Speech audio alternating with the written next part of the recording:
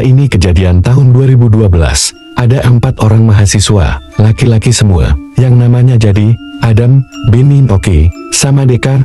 Mereka ini ngontrak di salah satu rumah kecil di daerah Jakarta Timur. Kontrakannya cuma 2 kamar gitu, 1 kamar mandi, sama ruang tengah, terus dapur. Nah, karena kontrakan lebih murah dari ngekos, dan bisa rame-rame, jadi gak kesepian gitu, mereka ini ngontrak tuh di sana baru sekitar 1 tahunan. Tapi ya namanya anak mahasiswa udah ngontrak, bebas banget mau ngapain aja.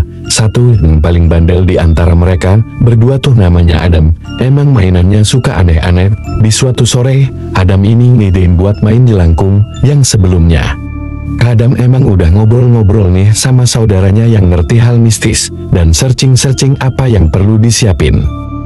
Intinya Adam ini udah ngertilah, dan dia pede buat mainin jelangkung gitu. Dan dia langsung ngesiapin ada jelangkungnya.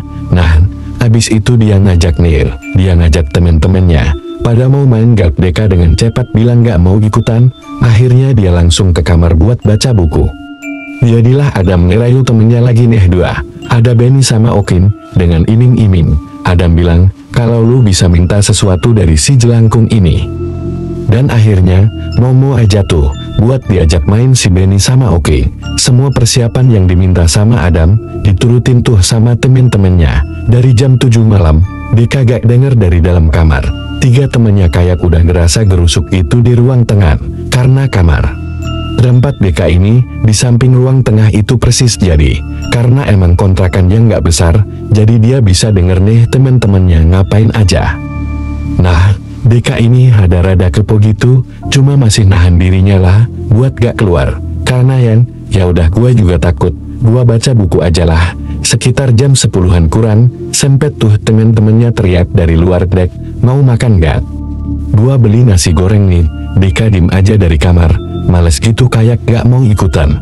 Padahal selain gak mau, ya Deka ini emang penakut aja orangnya. Makanya dia milih buat baca bukunya di kamar. Lanjut tuh, Deka baca buku dan dia baca emang makin seru. Dan di situ posisinya jam 11-an. Tiba-tiba lagi asik baca buku, Deka denger dari luar temen-temennya ini kayak ngomong bahasa Jawa bareng-bareng. Omongannya rada panjang gitu, kayak bacain mantra gitu. Tapi Deka gak ngerti apa yang diomongin temen-temennya. Terus gak lama setelah temen-temennya ngomong Jawa gitu, Deka ngerasa dari luar tuh kayak hening banget.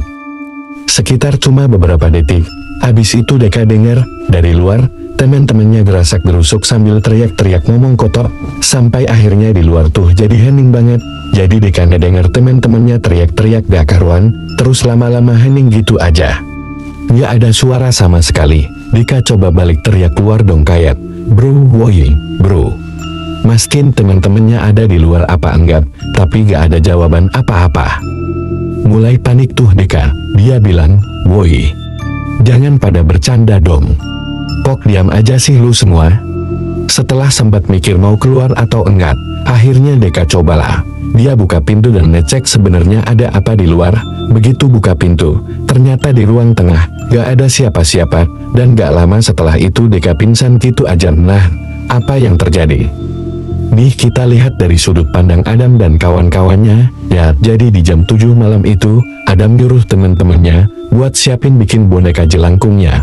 Kayak beli batok kelapa, kayu-kayu kecil, kain bendan, sesajen, segala macam, nyiapin kertas, kayak gitu-gitu. Mereka buru-buru tuh takut, apa yang mereka perlu udah pada tutup karung, dan akhirnya kebeli semua tuh apa yang harus mereka siapin buat bikin boneka jelangkung ini. Semua udah balik ke kontrakan, mereka bikin bonekanya, dan emang, begitu bonekanya kelar, mereka masih sempet-sempet makan nasi goreng jam 10 itu. Yang ngajak Deka, kali aja Deka mau ikutan. Setelah makan, masih ngerayu, tapi ternyata gak mau kelar makan. Mereka mainin nih boneka jelangkung yang mereka udah buat. Bonekanya simpel banget, kayak boneka jelangkung ala-ala gitu. Terus ya udah diikat aja pakai tali, simpel aja.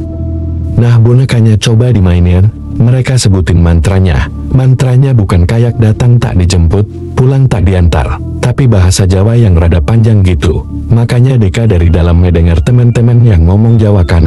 Karena itu mantranya, udah disebutin mantranya berkali-kali. Dan setelah mereka nyebutin mantra itu, gak sampai beberapa menit, ini boneka bener-bener gerak sendiri, dan seketika ternyata mereka gak seberani itu. Mereka langsung teriak-teriak lari cepat keluar kontrakan, makanya yang Deka dengar dari dalam itu hening, karena temen-temennya kabur gara-gara cuman ngeliat jelangkung gerak dikit doang. Nah, setelah keadaan Deka pingsan itu, sekitar jam 12-an, Adam, Benny, sama Oki ini berani sendiri buat masuk lagi ke kontrakan, dan di situ mereka melihat Deka ini udah pingsan depan kamar. Ditepuk-tepuk tuh pipinya, Deka gak bangun-bangun. Dan ini yang aneh, karena gak bangun, Deka coba digendong ke kamar. Adam yang badannya tinggi gede, pada buat ngangkat Deka yang emang badannya kurus dan kecil. Tapi ternyata Adam ini gak kuat, dan entah kenapa badannya Deka ini ngerasanya kayak berat banget gitu. Barulah pas mereka bertiga yang gendong, Deka bisa nih buat dibawa ke kamar. Sampai di kamar, Deka coba buat dikasih minyak kayu puting ke hidungnya biar sadar. Dan gak lama Deka sadar, tapi yang aneh, Deka ini diajak ngobrol dim aja.